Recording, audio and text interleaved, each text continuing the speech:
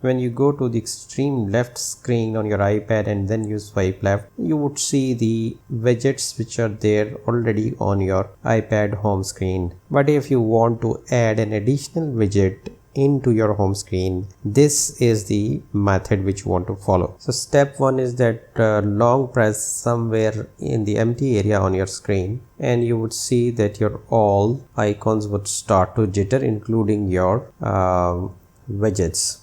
And from here you can delete a widget by simply clicking the negative sign which is on the top left hand side, and then selecting the remove from the pop-up. And you can also add the widget by going to the top left of the screen.